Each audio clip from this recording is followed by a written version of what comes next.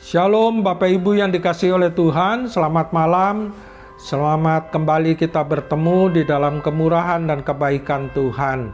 Malam hari ini sebelum kita merenungkan firman Tuhan, mari sama-sama kita tundukkan kepala, kita satukan hati di dalam doa. Bapa yang bertahta dalam surga, kami bersyukur dan terima kasih kami selalu dapat berjumpa dan bertemu dengan Tuhan lewat persekutuan kami dalam merenungkan nasihat firman Tuhan yang merupakan kekuatan bagi hidup kami. Sehingga hidup yang kami terima dari anugerah kemurahan Tuhan selalu membawa dampak bagi kemuliaan nama Tuhan. Mari Bapa sertai pertemuan kami malam hari ini, berkati kami dengan hikmat Tuhan, supaya kami dapat menerima dan merenungkan firman Tuhan ini dengan berguna sehingga berfaedah bagi hidup ini. Dalam nama Yesus kami berdoa serta kami mengucap syukur. Haleluya. Amin. Bapak Ibu yang dikasihi oleh Tuhan, malam hari ini kita akan merenungkan firman Tuhan yang saya beri judul Hidup Memberi Dampak. Hidup memberi dampak berarti kita memiliki sebuah kehidupan yang berbeda dengan pada umumnya. Pada umumnya banyak orang mengandalkan kekuatan yang dimiliki, yaitu lewat kepandaian, pengetahuan yang dimiliki, bahkan lebih daripada itu harta kekayaan. Tapi beda, hidup kita yang memberi dampak karena kita memiliki kehidupan yang membawa arti bagi kemuliaannya Tuhan. Bukan kemuliaan kita, tapi kemuliaan Tuhan. Mari sama-sama kita buka Roma pasal 5 ayat 19 dan kita siapkan juga Roma pasal 6 ayat yang ke-16. Ini merupakan arahan bagi kehidupan kita supaya kita memiliki ketaatan. Roma pasal 5 ayat 19 berkata begini. Jadi sama seperti oleh ketidaktaatan satu orang, semua orang telah menjadi orang berdosa. Demikian pula oleh ketaatan satu orang, semua orang menjadi orang benar. Roma pasal 6 ayat 16 berkata, apakah kamu tidak tahu bahwa apabila kamu menyerahkan dirimu kepada seseorang sebagai hamba untuk mentaatinya, kamu adalah hamba orang itu. Yang harus kamu taati, baik dalam dosa yang memimpin kamu kepada kematian, maupun dalam ketaatan yang memimpin kamu kepada kebenaran. Berbicara tentang ketaatan itu tidak mudah dan gampang.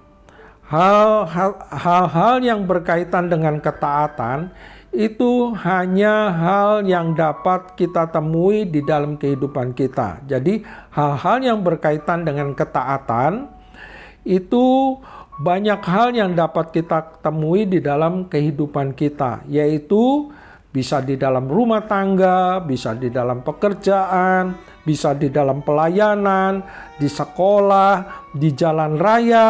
Nah, kesemuanya itu adalah sebuah keteladanan dari sebuah ketaatan yang kita tampilkan dari apa yang kita miliki di dalam hidup ini.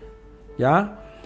Hal ini bila dikembangkan menjadi sebuah tindakan yang lebih, yaitu kepatuhan, di mana menjadi satu pola ketentuan tunduk pada perintah yang memerintah. Jelas tadi dikatakan di dalam Roma pasal 6 ayat yang ke-16. Jadi segala sesuatu yang kita lakukan, yang kita kembangkan di dalam hidup ini menjadi sebuah tindakan, yaitu yang lebih, yaitu kepatuhan, di mana menjadi satu pola ketentuan tunduk pada perintah yang memerintah. Jadi kalau kita ada di dalam kepemerintahan yang dimana kita tinggal di bumi Indonesia, kita harus tunduk kepada pemerintah yang membina, menyelamatkan keberadaan hidup kita. Perhatikan itu. Jadi, kita dapat menyimpulkan betapa pentingnya sebuah ketaatan. Karena firman Tuhan katakan, bila tidak ada ketaatan, kita tidak memiliki hidup. Saya ulangi, bila tidak ada ketaatan, tidak memiliki hidup. Saudara lihat sekarang dalam masa pandemi, kenapa aturan daripada pemerintah yang kita langgar dan tidak kita taati, maaf bicara, yang seharusnya dalam masa liburan kita tidak perlu pulang mudik. Nah, sekarang lihat akibatnya. Merajalela naiknya kadar daripada virus COVID yang ada. Nah, kita lihat itu karena ketidaktaatan. Coba. Ini perlu kita renungkan dan kita dalami di dalam hidup ini. Kenapa? Di dalam kehidupan kita, dari Yohanes pasal 3 ayat 36 sudah berkata begini, barang siapa percaya kepada anak, ia beroleh hidup kekal. Tetapi barang siapa tidak taat kepada anak, ia tidak akan melihat hidup, melainkan murka Allah tetap ada di atasnya. Dalam Yohanes pasal 3 ayat 13 berkata, tidak ada seorang pun yang telah naik ke surga selain daripada Dia yang telah turun dari surga, yaitu Anak Manusia. Dan bahkan di ayat yang ke-16 berkata, karena begitu besar kasih Allah akan dunia ini, sehingga Ia telah mengaruniakan anaknya yang tunggal, supaya setiap orang yang percaya kepadanya tidak binasa, melainkan beroleh hidup yang kekal. Nah, ini kaitannya tentang ketaatan yang harus kita perhatikan. Siapa yang mengendalikan hidup kita? Kalau kita sebagai anak Allah, yang mengendalikan hidup kita adalah Tuhan yang berfirman dalam hidup kita. Di hari Minggu saya katakan, Injil adalah kekuatan Allah. Artinya setiap perkataan Allah, setiap perintah firman Tuhan ini merupakan hikmat, akal budi yang membuat kita menjadi lebih bijak. Di dalam kehidupan hari-hari kita, yang mengendalikan keberadaan hidup kita adalah aturan-aturan pemerintah. Kita perlu mentaati semuanya itu. Nah, lanjut. Mari kita renungkan dengan seksama dua hal yang saya kemukakan pada malam hari ini, yaitu yang pertama hal ketaatan dalam sikap hidup kita. Yang kedua, siapa yang memimpin pada ketaatan itu. Jadi kita renungkan dengan baik, dengan seksama dua hal ini. Yang pertama, hal ketaatan dalam sikap hidup kita, dan yang kedua, siapa yang memimpin pada ketaatan itu. Yang pertama, hal ketaatan dalam sikap hidup kita. Di dalam Roma pasal 5 ayat yang ke-19 berkata begini. Roma pasal 5 ayat yang ke-19 berkata begini. Jadi sama seperti oleh ketidaktaatan satu orang, semua orang telah menjadi orang berdosa. Demikian pula oleh ketaatan satu orang, semua orang menjadi orang benar. Di dalam Roma pasal 6 ayat 16 berkata begini, apakah kamu tidak tahu bahwa apabila kamu menyerahkan diri kepada seseorang sebagai hamba untuk mentaatinya, kamu adalah hamba orang itu yang harus kamu taati, baik dalam dosa yang memimpin kamu kepada kematian, maupun dalam ketaatan yang memimpin kamu kepada kebenaran. Dua pengertian dari Roma pasal 5 ayat 19 dan Roma pasal 16 kita mendapatkan sesuatu. Dari Roma pasal 5 ayat 5 ayat yang ke pasal 5 ayat yang ke-19, di ayat 17 sampai 17 18 berkata begini. Sebab jika oleh dosa satu orang maut telah berkuasa, dan oleh satu orang itu maka lebih benar bagi mereka yang telah menerima kelimpahan kasih karunia dan anugerah kebenaran akan hidup dan berkuasa oleh karena satu orang itu, yaitu Yesus Kristus. Ayat 18 berkata, sebab itu sama seperti oleh satu pelanggaran, perhatikan, sebab itu sama seperti oleh satu pelanggaran, semua orang beroleh penghukuman. Demikian pula oleh satu perbuatan kebenaran, semua orang beroleh pembenaran untuk hidup. Pengertian yang pertama, ayat 18, saudara perhatikan.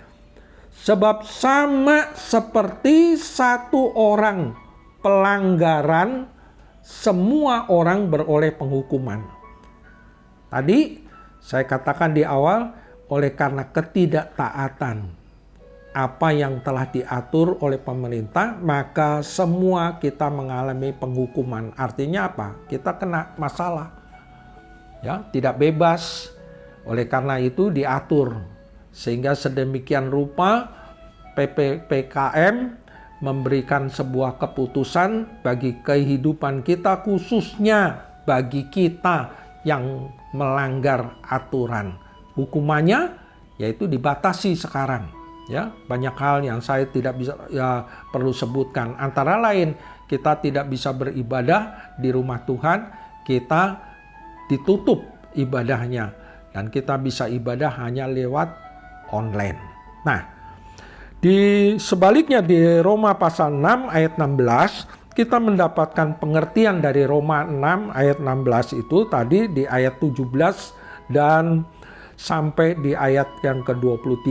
Di ayat yang ke-17 dikatakan begini, tetapi syukurlah kepada Allah. Dahulu memang kamu adalah hamba dosa, tetapi sekarang kamu dengan segenap hati telah mentaati pengajaran yang telah diteruskan kepadamu. Kamu telah dimerdekakan dari dosa dan menjadi hamba kebenaran. Kamu mengatakan hal ini secara manusia karena kelemahan kamu.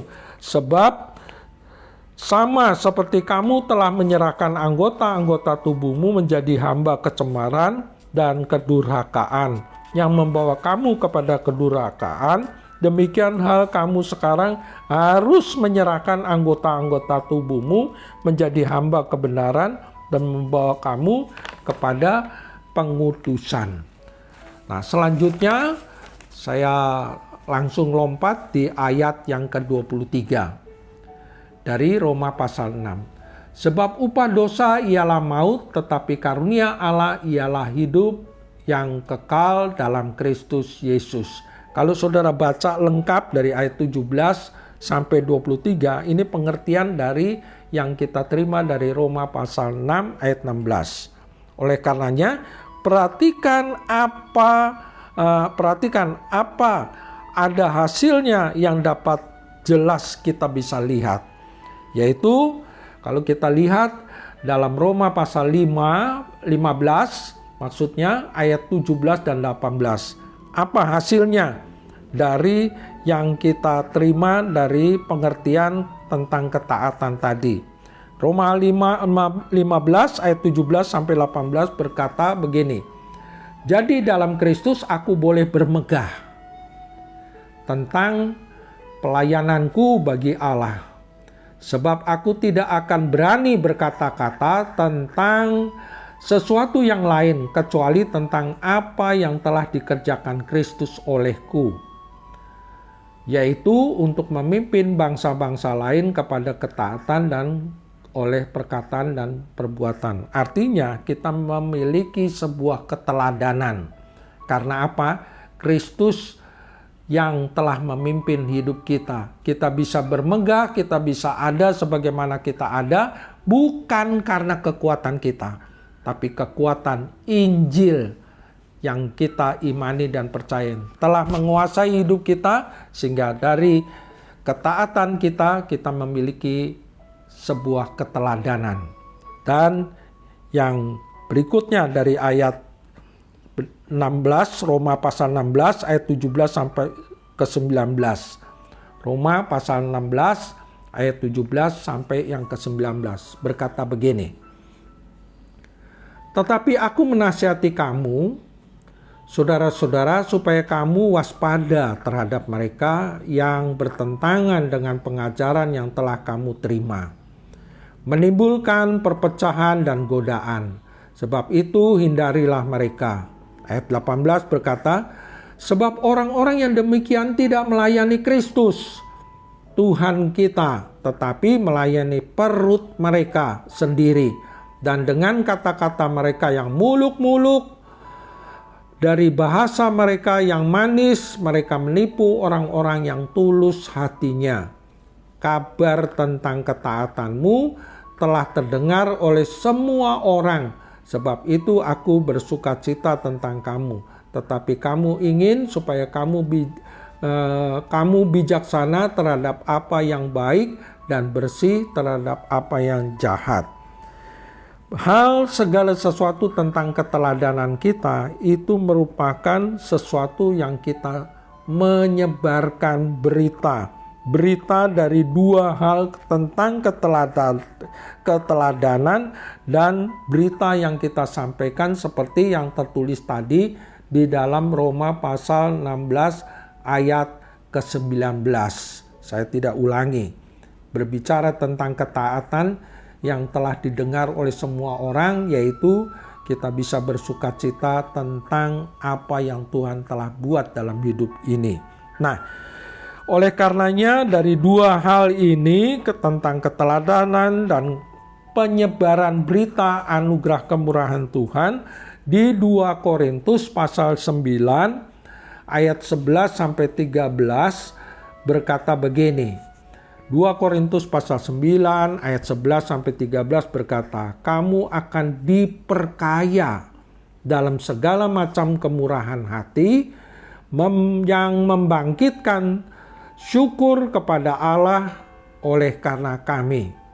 Sebab pelayanan kami yang berisi pemberian ini bukan hanya mencukupkan keperluan-keperluanmu, orang-orang kudus, tetapi juga melimpahkan ucapan syukur kepada Allah. Dan oleh sebab kamu telah tahan uji dalam pelayanan itu, mereka memuliakan Allah karena ketaatan kamu dalam pengakuan akan Injil Kristus, karena kemurahan hatimu dalam membagikan segala sesuatu dengan mereka dan dengan semua orang. Maksudnya begini, segala sesuatu yang kita kerjakan di dalam melayani Kristus, firman Tuhan tadi katakan, kalau apa yang telah kita teladankan kepada jemaat, sebagai hamba Tuhan kita melayani jemaat, kita bisa meneladani sebuah keteladanan di dalam pelayanan kita. Sehingga keteladanan yang kita teladankan kepada jemaat ini membawa mereka selalu memuliakan Allah. Nah, saya banyak hal selalu mengingatkan dan menyampaikan kepada jemaat, sekalipun mungkin saya katakan tidak ada orang yang mengindahkan arti apa yang saya beritakan, tetapi tetap saya memberitakan. Salah satunya antara lain pentingnya kita beribadah kepada Tuhan. Selalu saya katakan pentingnya kita beribadah kepada Tuhan. Karena ketika kita beribadah kepada Tuhan dan kita merasakan cukup banyak nasihat firman Tuhan, itu yang menjadi pegangan dalam kehidupan kita untuk menghadapi masalah-masalah yang kita hadapi dalam masa-masa sulit ini. Dan yang kedua, yaitu yang berbicara siapa yang memimpin pada ketaatan itu. Yang kedua, siapa yang memimpin pada ketaatan itu? Bukan pendeta, bukan hamba Tuhan, tapi pribadi Kristus sendiri. Pribadi Kristus sendiri yang memimpin dan menjamin kepada kebenaran yang harus ditaati. Hamba Tuhan juga perlu dipimpin oleh pribadi Kristus. Kalau dia dipimpin oleh pribadi Kristus, apa yang dia sampaikan, apa yang dia ucapkan, itu dari kebenaran firman Tuhan, bukan dari rekayasa pemikirannya yang mengenakan telinga daripada jemaat. Tapi apa yang saya harus katakan, lewat apa yang Tuhan suruh, maka saya akan sampaikan itu. Oleh karenanya, yaitu di dalam 2 Korintus pasal 10, 2 Korintus pasal yang ke-10 ayat 5-7 berkata begini. Kami mematahkan setiap siasat orang dan merubuhkan setiap kubu yang dibangun oleh keangkuhan manusia untuk menentang pengenalan akan Allah. Kami menawan segala pikiran dan menaklukkannya kepada Kristus. Dan kami siap sedia juga untuk menghukum setiap kedurhakaan bila ketaatan kamu telah menjadi sempurna. Tengoklah yang nyata di depan matamu. Kalau ada seorang benar yakin bahwa ia adalah milik Kristus, hendaklah ia berpikir di dalam hatinya bahwa kami juga adalah milik Kristus sama seperti Dia. Jadi yang ada di dalam kehidupan kita, kebenaran yang kita taati sebagai pelayan Tuhan, kita harus sampaikan kepada jemaat. Dan sebaliknya, kita sebagai orang yang percaya dan beriman kepada Tuhan selalu menjunjung tinggi tentang ketaatan. Saudara bisa lihat di dalam ayatnya yang ke-8 sampai yang ke-10. Dikatakan, bahkan jikalau aku agak berlebih-lebihan bermegah atas kuasa yang dikaruniakan Tuhan kepada kami untuk membangun dan bukan untuk meruntuhkan kamu, maka dalam hal itu aku tidak akan mendapat malu. Tetapi aku tidak mau kelihatan seolah-olah aku menakut-nakuti kamu dengan surat-suratku, sebab kata orang surat-suratnya memang tegas dan keras, tetapi bila berhadapan dengan muka sikapnya lemah dan perkataannya tidak berarti. Dengan kata lain, kita sebagai pelayan Tuhan, sebagai jemaat, kita tidak perlu munafik.